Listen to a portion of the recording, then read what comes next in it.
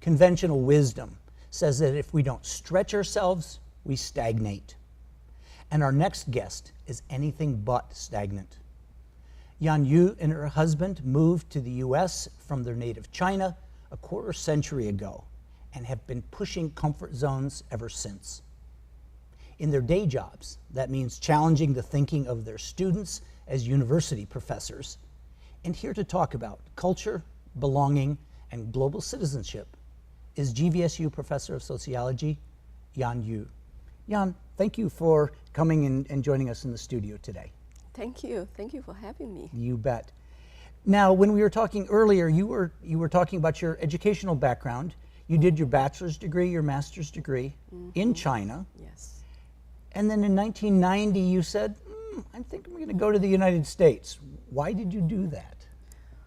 Well, I think that probably may have something to do with what I did at that time. My major was American Society and Culture in master program.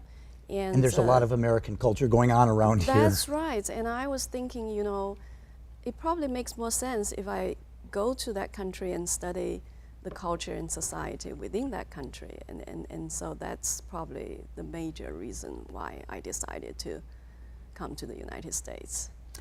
And you stayed here for 7 years before you made your first trip back to China, you and your husband. Talk about that experience going back.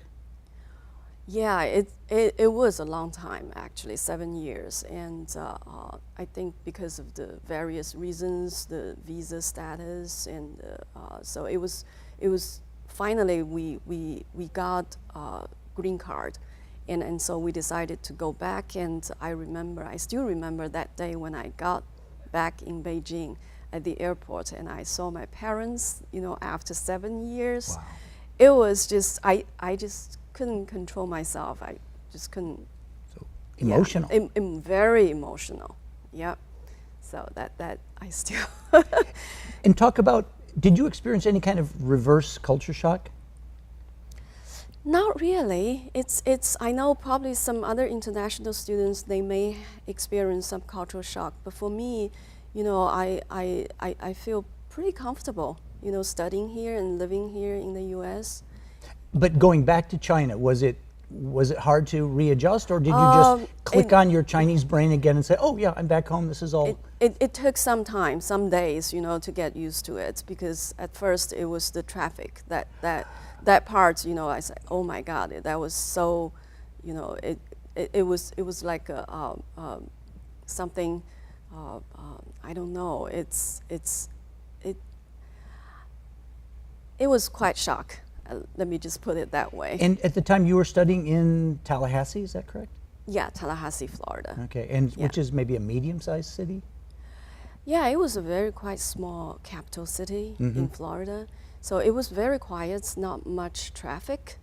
So going back to Beijing, China, you know, after 7 years, that was a quite shock. Sure. Yeah. Sure.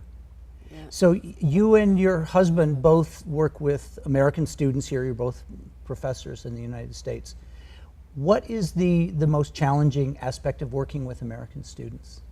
Maybe individuals may have different answers to that question, because to me, language is not really the challenge part, but to other international professors, probably language would be the most challenge.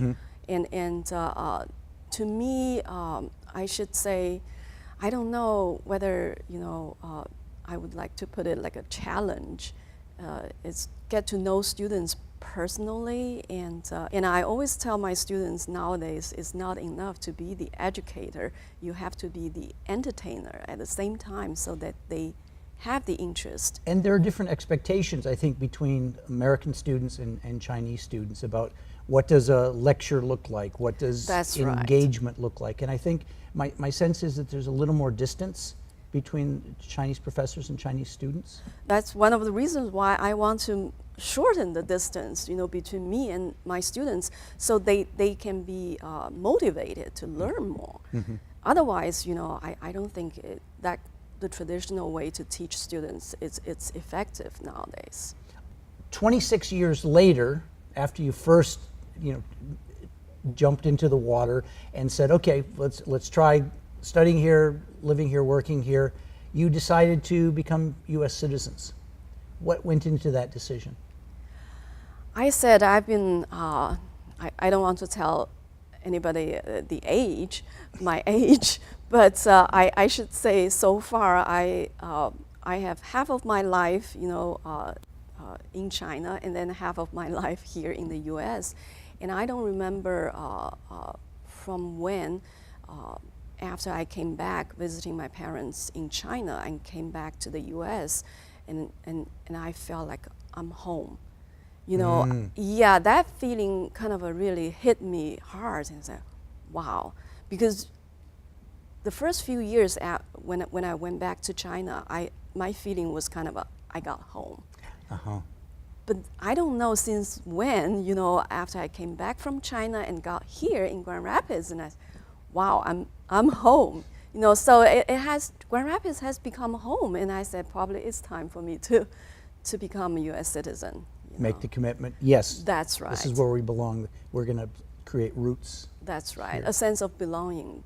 That's so important. Mm-hmm. So for a lot of people, the belonging is rooted in culture and familiar ways of doing things. For some people it's food, some people it's language. But for you and your husband, I remember a lot of that had to do with personal relationships, in particular one couple that helped you feel included and helped you start to feel rooted here. Can you talk about those people? Yeah, I should say one couple because they are older than my husband and me, and but we feel so fortunate that this couple really, how should I say, it kind of took you under their wing. That's right, and introduce. I hate to use like American culture because it's just too general, but introduce us to different kinds of food, local food, in Grand Rapids, and share their personal experience, their life, and because the husband used to be the veteran, and he used to be part of this Korean War, and so he had his personal experience and how he viewed different cultures, so it's really we felt so fortunate that we have this couple and make us feel very comfortable living here in Grand Rapids. Yeah. So well, and I think a personal connection can really make the difference between definitely feeling connected and feeling okay, yeah, we live here, but who's watching out for us, or that's right. Yeah. That's right. Yeah. I'd like to switch the topic a little bit because you teach about culture in your classes. You're a sociology professor. What are your students learning? Well, I teach, one of the courses is family and gender in the developing world. And in that particular course, I hope my students would take away from my teaching that there are multiple stories about other cultures. And I oftentimes use my cultural performance, like a dancing Chinese ethnic dance, to help them understand, the danger of the single story. And oftentimes, because the way the media portray other cultures, they often try to portray only one perspective. And I said there are so many different stories about other cultures. So, for example, what's the media's one story about China? Maybe they are very good at math, Okay. That's one stereotype thing. And I always tell my students the first day, and I said, probably you all have this stereotype thing about Chinese people, and they are smart and they are good at math. And I said, I'm the exception. I'm not good at math at all. And they all laugh, So, but there are so many other stories about Chinese people, Chinese culture. Sure. So. But that's a great example. And you mentioned that you do Chinese ethnic dancing, and it's part of your volunteer work with the Grand Rapids Chinese community. How long have you been involved with that? Oh gosh, I believe at least 10 years ago we started performing Chinese ethnic dances in all sort of communities. We've done that for churches, for elementary schools, nursing homes, and we've been invited back to GVSU campus multiple times, and we've been invited to do that for other university communities, so like a Ferry State University. So what is your particular joy in the Chinese dancing? Well, to be honest, actually, on the one hand, I feel this is really a good exercise, physical exercise. Personally, I benefit from doing that. But at the same time, I said, I benefit myself, but at the same time, I use that as a vehicle instrument to really to share what I know about Chinese culture through my dancing. And to my students, this is more, I feel like, I teach them the knowledge and information, but if I show them the visual part, I feel like that they can be more engaged in learning process. And for a lot of people, it's beyond the words in the textbook. That's it's really right. some kind of physical demonstration that's more memorable. That's right. To them. Sure. Yeah.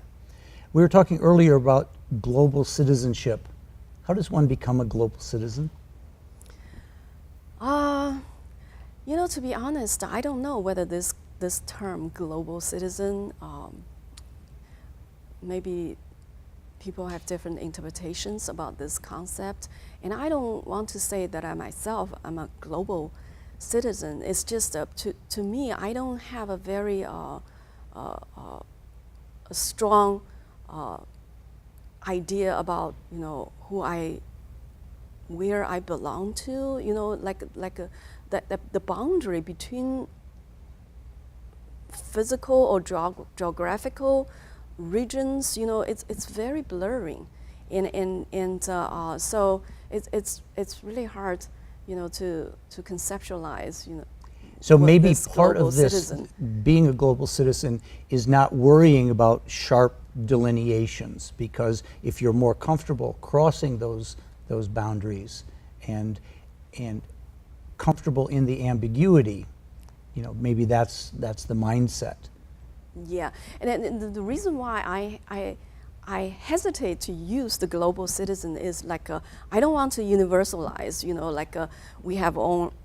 we all share one culture, like a global culture, because in reality that's definitely not true in a way. And then because all different cultures, they still maintain their uniqueness, and so that's why either global citizen or even like a global feminism, because I'm interested in women issues, and I hate to, I tell my students, it's really hard to have like this global perspective or feminist perspective, and I would rather to contextualize women's issues. Because culture to culture, there That's are different right. ways of approaching that. That's right. Absolutely.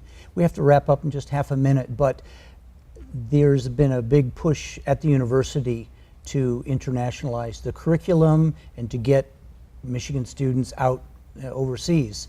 Can you talk about what you would encourage students to think about as these options open up for them? Well, that's always the first day in my class. I tell my students, I said, get out of the United States, go somewhere, especially go somewhere like a non-English speaking countries, and experience, the cultural differences, and come back. You will have a brand new perspective on things like just very ordinary daily routine things. You may have a different perspective that can really completely change your life. And so like next summer, I'm gonna do one study abroad program in Shanghai, China. And so I'm gonna work really hard to promote this program, and then make sure that more students can participate. Awesome. Yeah. Awesome. In this program. Well, good luck in that, and continuing to internationalize the GVSU student body, and we wish you the best of luck. Thank you so much. You're welcome. Thanks for joining us. If you're watching on TV, stay with us for some tips on American English, culture, and humor. For our friends on the internet, we hope you'll join our ongoing conversation with the impressive immigrants who contribute their vast skills to making the United States a better place.